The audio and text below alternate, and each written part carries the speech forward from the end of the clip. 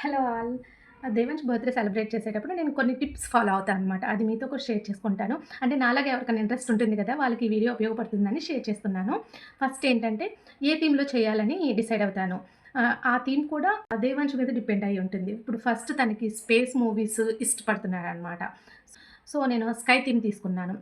Decoration అంతా స్కైలో ఉండాలి. అంటే కనీసం అట్‌లీస్ట్ బ్లూ కలర్‌లో అయినా ఉండాలి అని చెప్పేసి బ్లూ కలర్ బెలూన్స్, రిబ్బన్స్ చేసేసాం. పైన స్టిక్ చేసేసాము. ఆ పెయింటింగ్ పోకుండా బెలూన్ గ్లూ గమ్స్ అని అమ్ముతారు. వాటితో సీలింగ్‌కి స్టిక్ చేసేసాము. సో, క్లౌడ్స్, స్టార్స్ కూడా ప్రిపేర్ చేసి వాటికి హ్యాంగ్ చేద్దాం అనుకున్నాం కానీ అంత టైం లేకుంటే కుదరలేదు.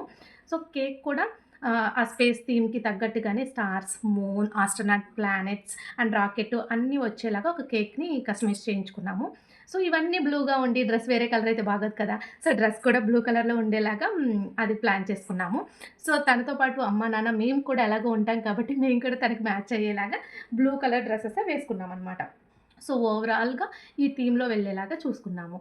సో, అప్పుడు డెకరేషన్, కేక్ అండ్ మన కాస్ట్యూమ్స్ అన్నీ ఒకే థీమ్‌లో ఉంటే గనక ఆ సెలబ్రేషన్స్ చూడటానికి చాలా బావుంటాయనమాట.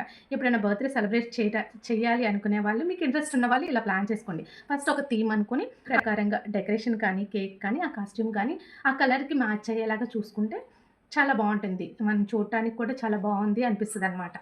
వీడియో మీకు నచ్చితే లైక్ చేయండి. మర్చిపోకుండా నా ఛానెల్‌ని సబ్స్క్రైబ్ చేసుకోండి. Bye bye.